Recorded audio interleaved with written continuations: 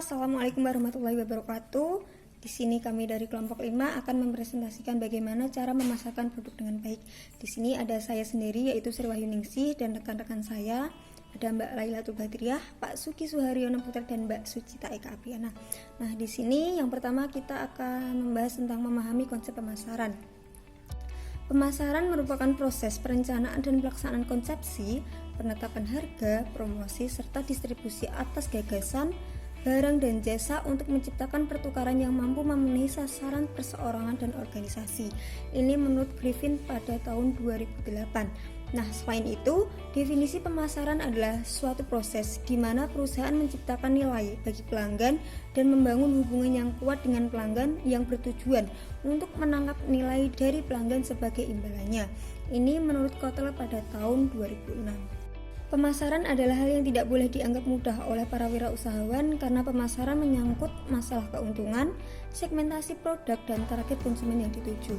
Hal tersebut sangat penting bagi wirausahawan yang ingin mengetahui sejauh mana produk yang kita hasilkan di sektor pasar dan sudah sampai mana para konsumen mengetahui dan mengingat produk yang kita pasarkan. Nah, memasarkan produk harus memperhatikan beberapa aspek, dimulai dari aspek komunikasi, lokasi, dan promosi serta iklan.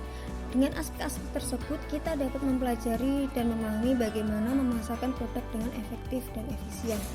Di sini saya akan menjelaskan tentang memahami perilaku kebutuhan konsumen.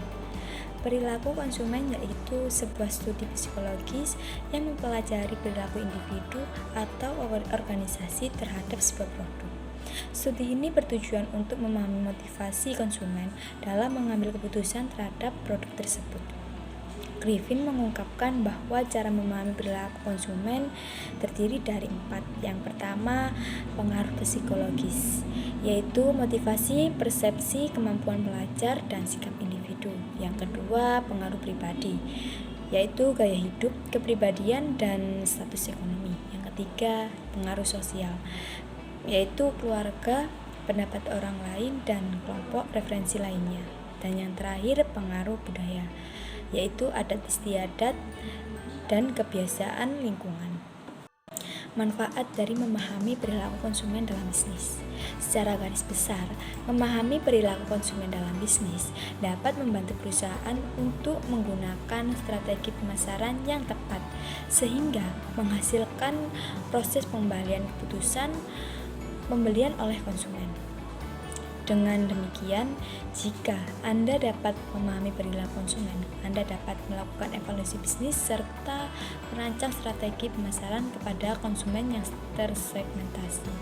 Tipe-tipe perilaku konsumen. Dari keseluruhan perilaku konsumen, kita akan mengelompokkan ke dalam 5 tipe, yaitu yang pertama, konsumen yang loyal. Konsumen yang melakukan proses transaksional terhadap produk atau jasa Anda secara repetitif merupakan konsumen yang perlu Anda jaga dan pertahankan. Konsumen yang loyal biasanya sudah merasa attached dengan produk atau jasa yang Anda punya sehingga mereka akan sulit untuk melihat perusahaan lain.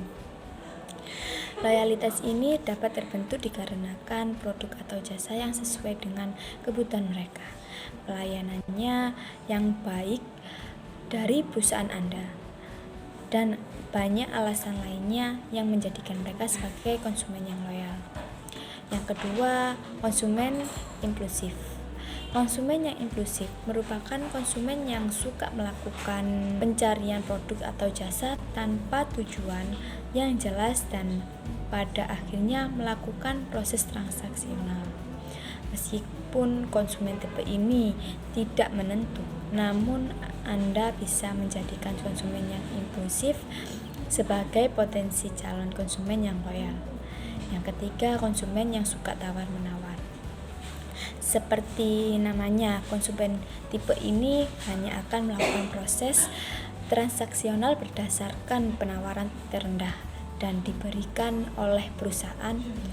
Tipe konsumen seperti ini sangat kecil kemungkinannya untuk dapat dijadikan calon konsumen yang loyal.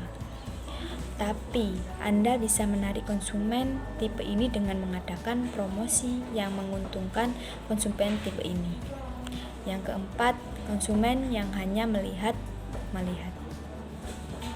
Konsumen tipe ini hampir mirip dengan tipe konsumen yang impulsif, tapi kemungkinan terjadinya proses transaksional sangatlah rendah karena konsumen tipe ini hanya suka untuk melihat-lihat produk atau jasa yang Anda tawarkan. Anda bisa menarik perhatian konsumen tipe ini dengan melakukan interaksi untuk memperkenalkan produk atau jasa Anda. Baik, selanjutnya yaitu mengenali produk. Sebuah identitas mengenali penting dan memberikan banyak manfaat sebagai pengusaha. Tidak hanya strategi yang harus dibangun, tetapi juga bisa menerapkan bagaimana cara membangun produk identitas atau mengenali produk agar dikenal khalayak luas dan kita juga menguasainya. Sebuah produk akan dilihat secara nyata oleh konsumen, saat itulah peran sebuah identitas menjadi penting bagi barang suatu layanan yang Anda buat, sehingga menghasilkan suatu keistimewaan tersendiri baik diri kita atau produk kita maupun kepada konsumen. Suatu merek bisa divisualisasikan dengan adanya produk identitas atau mengenali produk itu sendiri tersebut. Masyarakat saat ini merupakan penilaian yang pasti. Fungsi dari mengenali produk yaitu yang pertama, branding. Setiap produk yang dikeluarkan oleh perusahaan harus diperkirakan dengan matang di meja tim perusahaan atau tim bagaimana suatu produk itu bisa menghasilkan brand yang kuat. Yang kedua yaitu ciri khas suatu produk. Dalam sebuah identitas tidak hanya berhenti pada merek atau logo saja, namun juga konsep, warna, desain, hingga pemilihan bahan-bahan material. Hal ini akan menjadikan sebuah produk memiliki ciri khas yang sangat kuat, mempunyai karakter yang sangat kuat. Berikutnya yaitu memberikan nilai yang berbeda. Identitas dibuat agar sebuah produk yang diciptakan oleh suatu merek memiliki nilai. Nilai ini bisa berupa estetik, ukuran, dan harga. Berikutnya yaitu sebagai wadah suatu produk. Identitas produk bisa berupa kemasan atau packaging yang diciptakan guna melindungi sebuah produk dari bahaya luar atau kompetitor kita. Misalkan saja menjual suatu produk, maka diperlukan tempat untuk packaging itu sendiri. Dan yang kelima yaitu meningkatkan efisiensi. Untuk meningkatkan sebuah efisiensi dalam memperkenalkan produk, maka identitas untuk produk memiliki peran yang sangat penting. Cara yang efektif adalah dengan merencanakan setiap detail ciri khas dari produk tersebut. Selanjutnya, bisa digunakan menambah ornamen seperti bentuk fisik, ejaan, merek, dan desain yang berbeda dari produk lain. Untuk selanjutnya yaitu memasarkan secara kreatif. Keahlian pemasaran profesional yang paling istimewa adalah kemampuan mereka untuk mengembangkan dan mengelola merek agar dapat memposisikannya di ingatan para konsumen. Penetapan merek yang dapat membantu pembeli dalam memilih produk yang akan mereka beli. Contohnya, pembeli yang selalu membeli merek yang sama tahu bahwa mereka akan mendapat fitur, manfaat, dan kualitas yang sama setiap kali mereka membeli. Membuat merek produk yang kreatif harus memperhatikan makna arti dari nama merek yang ditetapkan. Berilah logo untuk memudahkan konsumen mengingat produk-produk yang kita pasarkan.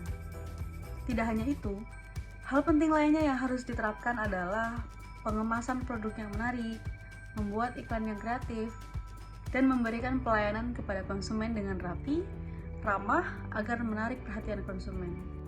Dengan kreatif, pemasaran yang kita lakukan akan berbeda dari pesaing-pesaing dan menjadi kelebihan dari para pemasar dalam menawarkan produk kepada konsumen.